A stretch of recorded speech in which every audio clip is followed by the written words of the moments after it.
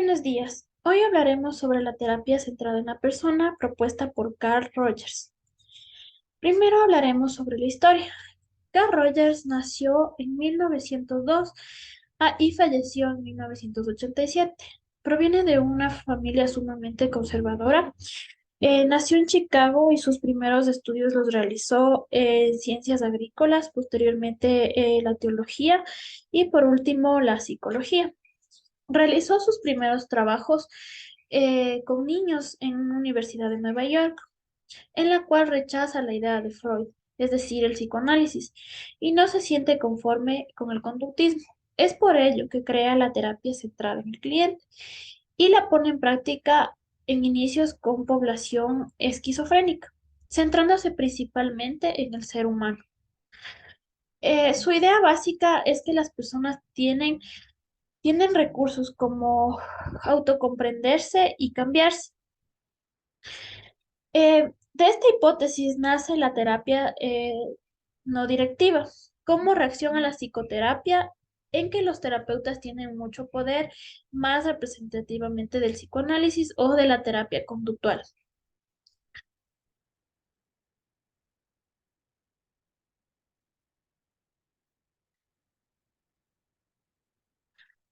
Luego Rogers se centra en la visión de la persona y habla sobre la tendencia formativa. Es la energía que todos tenemos, que se impregna en la naturaleza y en el universo, que sirve para el funcionamiento del ser humano, de la conectividad entre el ser y la naturaleza. Luego, poseemos también la tendencia actualizadora, en la que Rogers menciona que el ser humano siempre está en búsqueda constante de la autorrealización. Otro elemento importante que menciona Rogers es el yo organismo y se trata sobre una tendencia del ser humano a desarrollar potencialidades que otros seres vivos no lo pueden hacer. Luego tenemos al autoconcepto, que los seres humanos somos capaces de simbolizar nuestra experiencia y la cual nos permite aprender de ella. También tenemos una consideración positiva sobre el ser humano. Eh, en esta se basa el desarrollo de un autoconcepto positivo que se tiene sobre sí mismo y sobre los demás, y sobre todo en la seguridad del ser humano mismo. Congruencia. Congruencia quiere decir que el ser humano se considera positivo él mismo y los demás. No se excluye de ninguna de estas dos. Ahora, vamos a hablar sobre la patología que genera cuando no se cumplen todas estas condiciones para la terapia centrada en la persona. Todos los seres humanos necesitamos recibir una consideración positiva de los demás en forma de aceptación, aprecio o amor. Es decir, que somos muy sensibles a las críticas que recibimos, sobre todo cuando éstas provienen de personas que nos importan. Es por ello que la patología aparece cuando el individuo no es aceptado por miembros significativos de su entorno, cuando las críticas son sistemáticas y no encajan con la idea de que tiene de sí misma. La persona entonces entra en un estado de incongruencia y permanece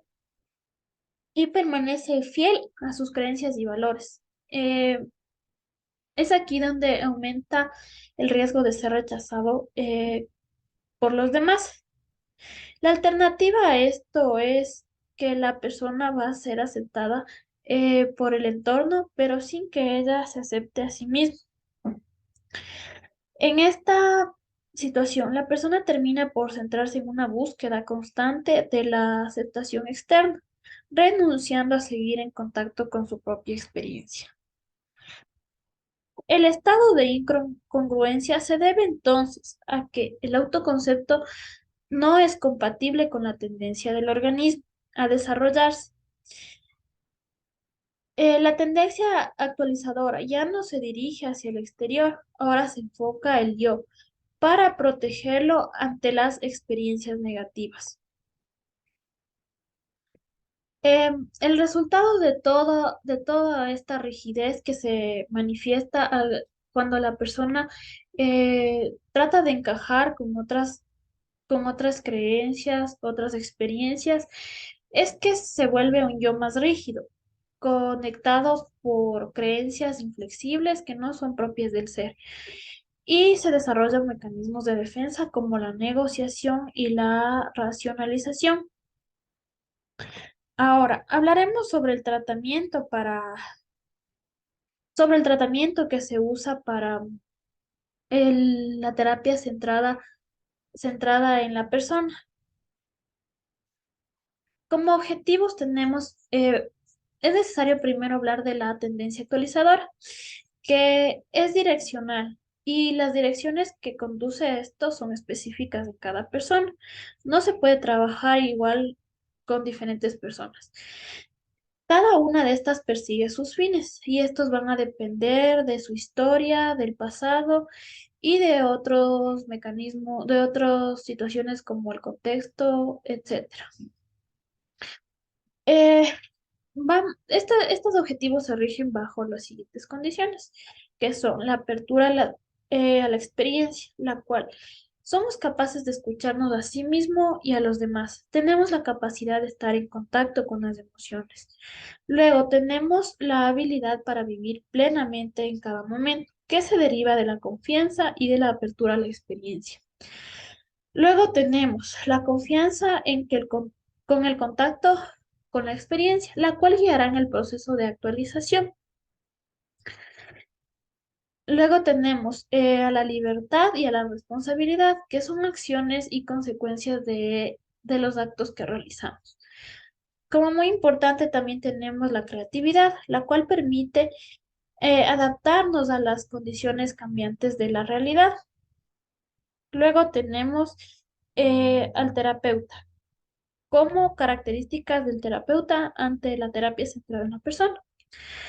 Eh, el terapeuta tiene que entender que el ser humano implica comprender cómo cada uno de ellos vive la experiencia, cómo la perciben, cómo la sienten y cómo lo simbolizan. Para conseguirlo, el terapeuta debe ser capaz de ver el mundo a sus ojos. Debe conseguir ponerse en los zapatos de los demás, es decir, la empatía, para entender cómo percibe la realidad. Toda intervención del enfoque centrado en la persona está basado en esta idea. Y les presentamos a continuación las técnicas o procedimientos que se realizan a partir de esto. En la terapia centrada en la persona, la relación terapéutica es la técnica para ayudar al proceso de las personas, es la técnica principal. Para que este proceso se lleve a cabo, hace falta que, primero, que dos personas estén en un contacto psicológico, que se cree entre ellas una relación que permita, que pueda influir una sobre la otra.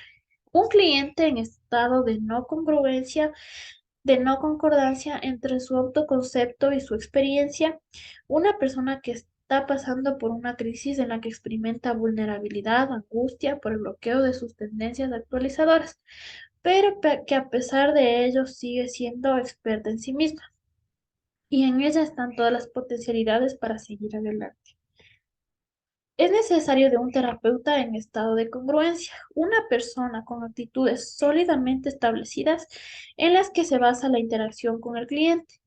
Tenemos la congruencia en la relación. Esto debe ser extremadamente auténtico, que se permita ser el mismo, ser consciente de todo lo que ocurre en la conversación y capaz de comunicarle al cliente si lo estima oportunamente. También tenemos que tomar en cuenta una consideración positiva hacia el cliente, una visión positiva de la otra persona basada en la aceptación incondicional del otro y la ausencia de juicios de valor. Se acepta el otro en su totalidad. C. Tenemos una comprensión empática del marco referencial interno del cliente. Significa que el terapeuta tiene la habilidad de experimentar las sensaciones y emociones, lo que está entendiendo y sintiendo. Luego tenemos, es como condición fundamental que el cliente perciba de alguna manera la consideración positiva y la comprensión empática que el terapeuta le está ofreciendo. Y como técnicas para lograr esto tenemos el reflejo. El terapeuta devuelve con sus propias palabras lo fundamental de las emociones que el cliente está expresando y el parafraseo.